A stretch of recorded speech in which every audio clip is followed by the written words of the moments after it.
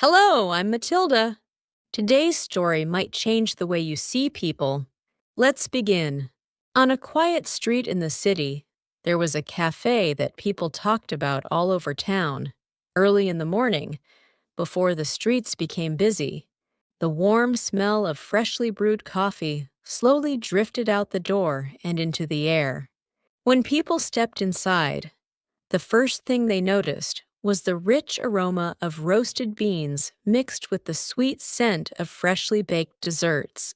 In the glass display case were beautiful cakes, soft cream cakes, fruit tarts, chocolate slices, and smooth cheesecakes. Under the warm lights, the desserts looked almost like pieces of art. The cafe itself was famous not only for its coffee, but also for its interior design. The ceiling was high, and vintage-style lamps hung down, casting a soft golden light. The floor was made of dark, polished wood that gave the whole space a warm and elegant feeling.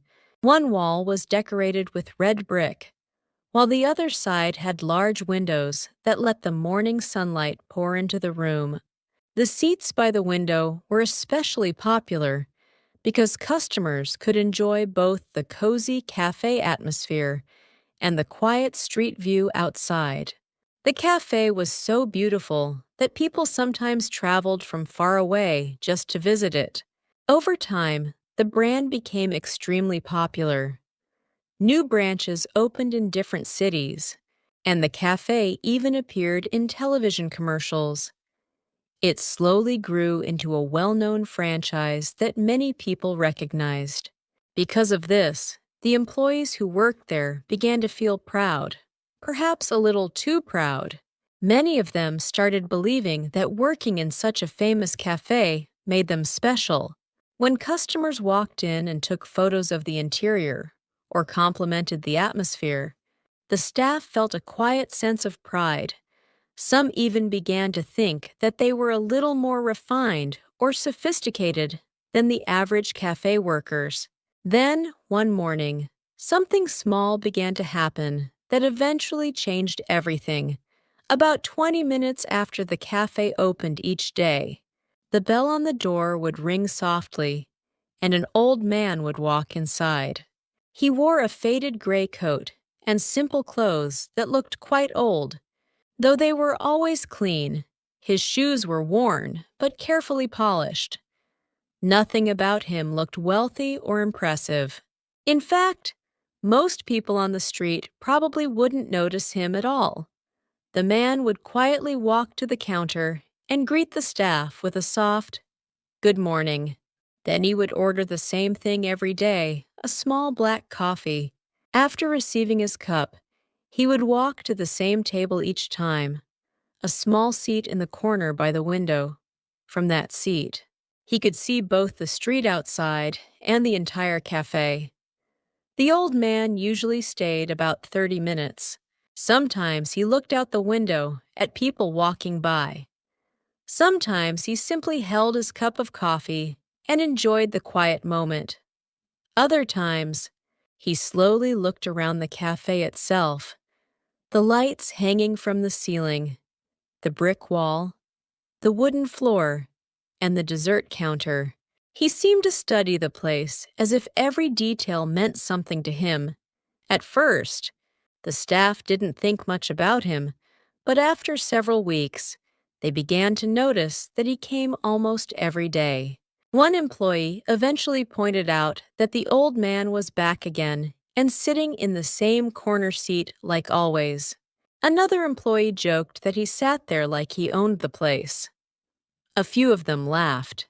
In truth, the old man never caused trouble. He didn't stay long. He wasn't loud. He simply sat quietly and left after half an hour. But for some reason, the employees began to feel uncomfortable about him. Some thought his worn clothing didn't match the elegant atmosphere of the cafe. Others quietly said that new customers might find it strange to see someone like him sitting there every morning. The manager slowly began to agree with them. One morning, when the old man walked in again, The manager sighed and muttered that the man had returned. When another worker asked what the problem was, the manager said he just didn't like seeing the same old man sitting there every day. Over time, the comments became more frequent. Some employees whispered that the man treated the cafe like his living room. Others said that a cafe that appeared in TV commercials shouldn't have someone like that sitting there every morning. Eventually, the manager made a decision. One morning, he told the staff that if the old man came again, they should tell him the cafe was full and not let him sit inside anymore. One employee pointed out that the cafe was never full that early in the morning, but the manager replied that they could simply say it anyway. The next morning, the old man arrived as usual. The doorbell rang softly as he stepped inside and greeted the staff. But before he could reach the counter, the manager stepped in front of him and told him that the cafe was full that day. The old man quietly looked around the room. Several tables were clearly empty. Still, he said nothing after a brief pause. He nodded politely and gently said something like, "I see, thank you anyway." Then he slowly turned around and walked back out the door. After he left, a few employees exchanged smiles. The manager seemed especially pleased. He told the staff that he had solved a problem and that customers would now feel more comfortable in the cafe.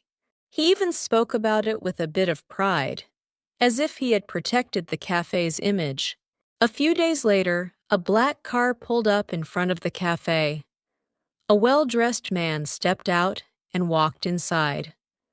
The employees immediately recognized him as the company's main owner. Everyone quickly straightened their posture. The owner greeted them briefly and slowly looked around the cafe. He took in the smell of coffee, the dessert counter, the warm lighting, and the famous corner seat by the window. Then he asked where the older gentleman, who usually sat in that corner seat, was that morning. The employees hesitated, and the manager explained that he had told the man the cafe was full and had turned him away. The manager even spoke with a hint of pride, saying that he had done it to make the customers feel more comfortable. The owner slowly looked around the cafe again. Several tables were empty. After a moment of silence, he calmly asked the staff if they knew who that man was. No one answered. Then the owner quietly explained that the old man was the owner of the building. The room fell completely silent. The employees stared at each other in shock. The owner continued speaking and explained that when the cafe was first created, the old man had personally helped design the interior. The windows, the lighting, and even the beautiful wooden floor.